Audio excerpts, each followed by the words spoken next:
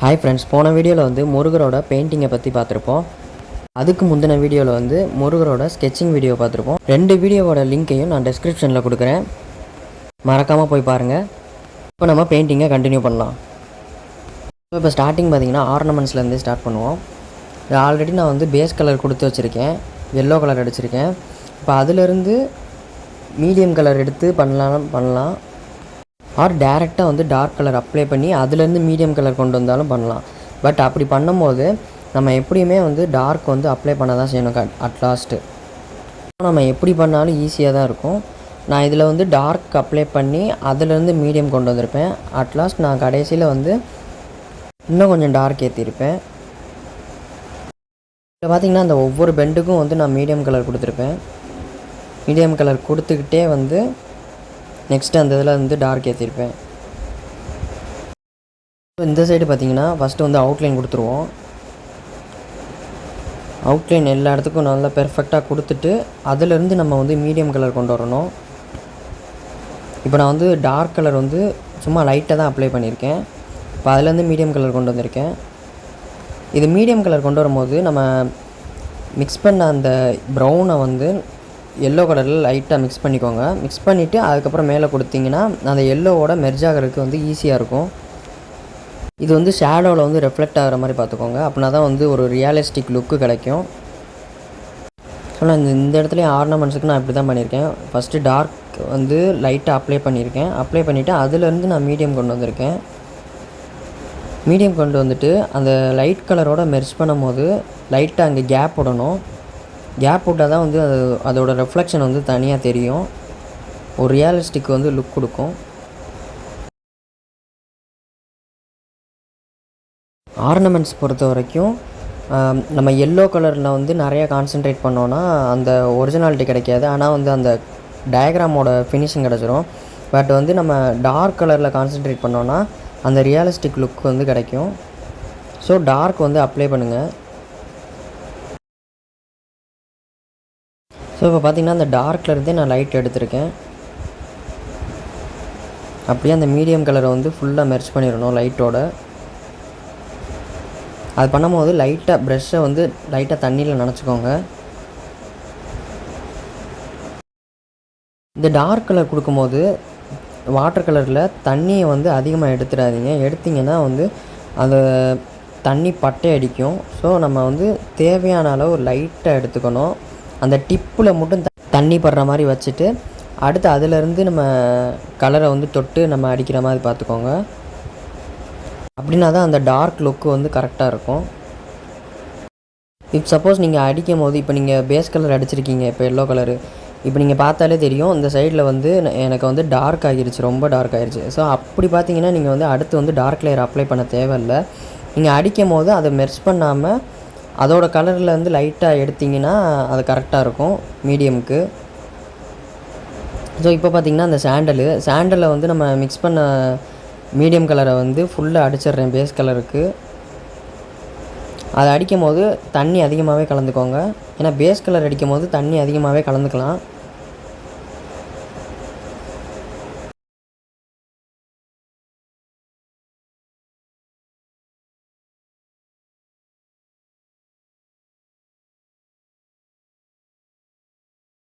எங்கெங்கே அந்த sandal colour வருதோ அங்கே பூரா வந்து அப்ளை பண்ணிக்கோங்க பேஸ் கலராக. பேஸ் கலர் அப்ளை பண்ணுறப்ப இப்போ வந்து அந்த சர்ஃபேஸ் வந்து பெருசாக இருந்துச்சுன்னா நீங்கள் பெரிய ப்ரஷ் கூட எடுத்து பண்ணலாம். நான் வந்து இந்த இதுக்கு வந்து அந்த பேஸ் கலர் பண்ணுறப்ப வந்து அந்த மைனூட்னஸ் தேவையில்லை. ஸோ நான் வந்து 2 சைஸ் ப்ரஷ் எடுத்திருக்கேன். நீங்கள் 4 கூட எடுத்து பண்ணலாம், டக்குன்னு முடிஞ்சிடும். பட் வந்து நம்ம அடுத்து வந்து ரெஃப்ளெக்ஷன் கொடுக்கும்போது சின்ன சைஸில் தான் கொடுத்தாகணும். ஸோ இந்த ஸ்மால் சர்ஃபேஸ்க்கெலாம் வந்து நான் ப்ரஷ் பண்ணே யூஸ் பண்ணிட்டேன். நீங்கள் வந்து பெயிண்ட் பண்ணுறனாலும் பண்ணலாம், இதை யூஸ் பண்ணலாம். ஏன்னா ரெண்டுமே ஒரே தான், வாட்டர் கலர் தான். இது வந்து ஒரே கலருங்கிறனால நான் வந்து ப்ரஷ் பண்ணி யூஸ் பண்ணிட்டேன்.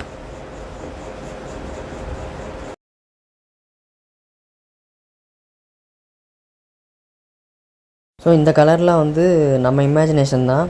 நம்ம எங்கேனாலும் எந்த இதுலனாலும் இமேஜின் பண்ணி அடிச்சுக்கலாம்.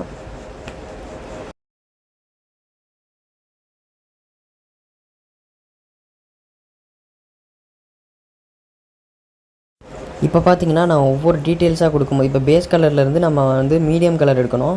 அப்போ வந்து நான் சின்ன ப்ரஷ் எடுத்துக்கிட்டேன், 0 சைஸ் ப்ரஷ் எடுத்துக்கிட்டேன்.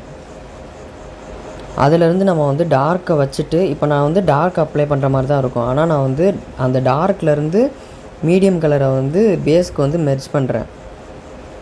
ஸோ இதுக்கப்புறம் வந்து அடுத்து வந்து டார்க் கலர் கோட்டிங் கொடுக்கணும்.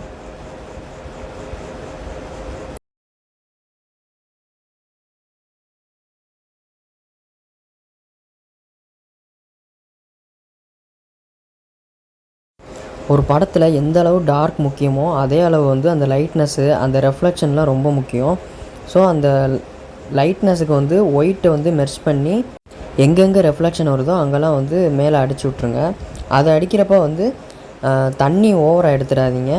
நம்ம ஹைலைட்ஸ் காமிக்கும் போது வந்து தண்ணி வந்து அதிகமாக கலக்கக்கூடாது. அதே மாதிரி அந்த ஹைலைட் வந்து மெர்ஜ் ஆகிறப்ப நம்ம தண்ணியை தொட்டு மெர்ஜ் பண்ணக்கூடாது. அப்படி பண்ணோன்னா அது ஸ்ப்ரெட் ஆயிரும். ஸோ நம்ம ஹைலைட் கொடுக்கும் போதே லைட்டாக அப்படியே மெர்ஜ் பண்ணிடணும். இப்போ வந்து இந்த படத்தில் வந்து ஹைலைட்டும் பண்ணிட்டோம், மீடியம் கலரும் கொடுத்தாச்சு. இப்போ இந்த டார்க் கலரை வச்சு அந்த அவுட்லைன் ஃபேஸை மட்டும் பண்ணுறோம்.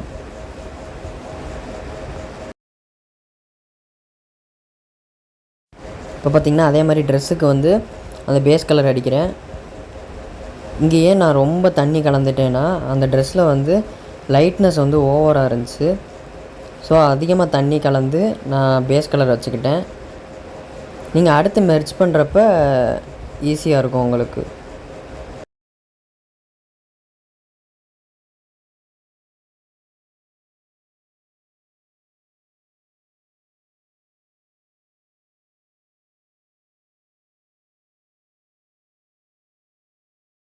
இந்த எல்லா இடத்துலையும் வந்து அதுக்கேற்ற மாதிரி ஃபோல்டில் வந்து நம்ம கொடுத்துக்கணும் பேஸ் கலரு.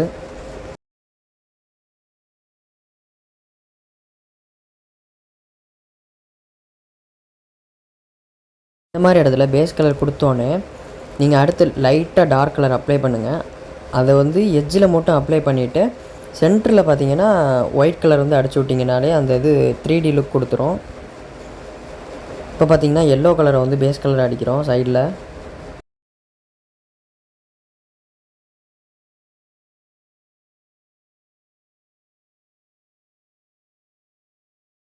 இப்போ நெக்ஸ்ட்டு மாலையில் வந்து எட்ஜில் வந்து தான் டார்க் அதிகமாக இருக்கும். ஸோ அந்த எட்ஜில் வந்து லைட்டாக டார்க் ஏற்றிக்கிட்டே போகணும். டார்க் ஏற்றிட்டு அதுக்கப்புறம் வந்து டீட்டெயில்ஸ் கொடுத்துட்டு நம்ம வந்து ஹைலைட் பண்ணால் நல்லாயிருக்கும். இப்போ வந்து நம்ம டீட்டெயில் கொடுக்குறோம்.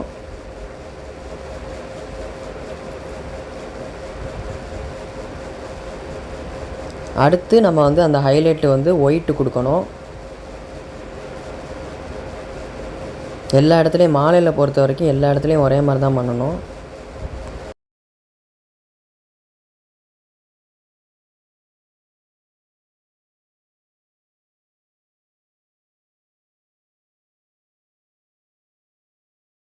இப்போ பார்த்தீங்கன்னா க்ரீன் கலருக்கு வந்து நான் எல்லோ கலரை வந்து லைட்டாக வச்சுக்கிறேன். க்ரீன் கலருக்கு லைட் கலர் வந்து எப்போயுமே எல்லோ தான். ஸோ நம்ம எல்லோவே அப்ளை பண்ணிக்குவோம். நம்ம ஃபஸ்ட்டு வந்து பேஸ் கலரை லைட் கலரை வந்து நான் பேஸ் கலரை வச்சு இங்கே வந்து பண்ணியிருக்கேன். இப்போ நெக்ஸ்ட்டு வந்து எட்ஜஸில் வந்து டார்க் பண்ணணும். அந்த மாதிரி டார்க் பண்ணிவிட்டு சென்டரில் வந்து அப்படியே ஃப்ரீயாக விட்டுறணும். ஸோ நம்ம ஆல்ரெடி வந்து அங்கே எல்லோ அடித்து வச்சுருக்கோம், அதனால் வந்து மெர்ஜ் பண்ண அவசியம் இல்லை. ஸோ இப்போ அதே மாதிரி டீட்டெயில் கொடுத்துடணும் டார்க் கலரை வச்சு. இந்த இடத்துல வந்து பிளாக் கலர் வந்து அப்ளை பண்ணக்கூடாது. அப்ளை பண்ணோன்னா நம்ம அந்த ரோஸ் கலர் வந்து தனியாக டிஃப்ரெண்ட்டாக தெரியும். ஸோ அதில் வந்து பிளாக் கலர் வந்து அப்ளை பண்ணக்கூடாது.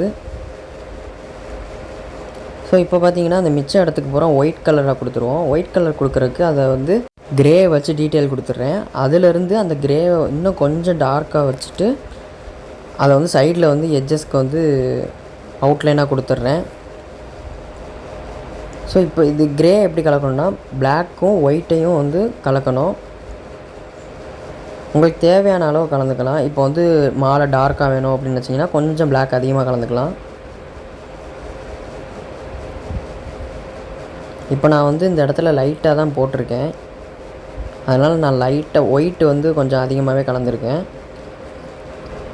ஸோ இப்போ பார்த்தீங்கன்னா கொடி, அந்த கொடியில் வந்து base colour yellow colour. So yellow கலரை வந்து ஃபுல்லாக ஃபில் பண்ணிக்கிறேன்.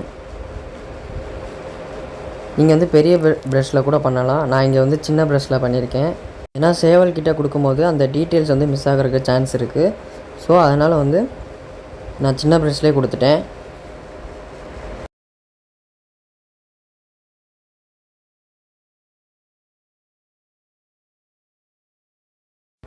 ஸோ இந்த மாதிரி ஃபுல்லாக எல்லோ கலர் அப்ளை பண்ணிக்கோங்க. அப்ளை பண்ணிவிட்டு சைடில் வந்து டார்க்கை வந்து அப்ளை பண்ணிக்கோங்க. பண்ணிவிட்டு அதிலேருந்து வந்து நம்ம மீடியம் கலர் எடுக்கணும். கொஞ்சம் கொஞ்சமாக எடுங்க. மொத்தமாக எடுத்திங்கன்னா அந்த எல்லோ கலரில் வந்து ஃபுல்லாக ஸ்ப்ரெட் ஆயிரும். ஸோ நம்ம டார்க் பண்ணிவிட்டு அடுத்து அதிலேருந்து அந்த மீடியம் கலர் எடுக்கணும். இந்த எட்ஜஸில் வந்து நான் அதிகமாக தண்ணி கலந்துருப்பேன். இப்போ பார்த்தீங்கன்னா சேவலுக்கு வந்து கலர் கொடுக்குறோம். நீங்கள் வந்து நான் இது காயலை அப்படிங்கிறதுக்காக நான் ப்ரஷ் பென்லேயே கொடுத்துருக்கேன். நீங்கள் வந்து இந்த வாட்டர் கலர் பெயிண்டிங்லேயே பண்ணலாம். இது வந்து எல்லாமே ஒரே கலர் அப்படிங்கிறனால நான் ப்ரஷ் பென்லேயே கொடுத்துட்டேன்.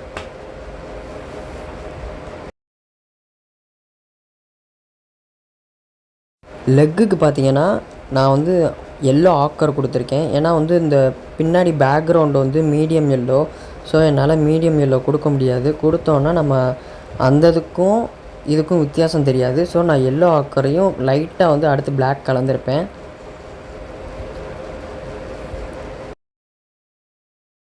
இங்கே இப்படி போடுறது கொஞ்சம் வரி வரியாக போட்டுக்கோங்க. டேரெக்டாக அடிச்சிங்கன்னா அந்த ஷேட்னஸ் தெரியாது. ஸோ நம்மளோட ஃபைனல் அவுட்புட் இது தான். உங்களுக்கு முருகர் பிடிக்குன்னா லைக் பண்ணுங்கள், ஷேர் பண்ணுங்கள், கமெண்ட் பண்ணுங்கள். அப்புறம் நம்ம சேனலை மறக்காமல் சப்ஸ்கிரைப் பண்ணி வச்சுக்கோங்க. தேங்க்ஸ் ஃபார் வாட்சிங்.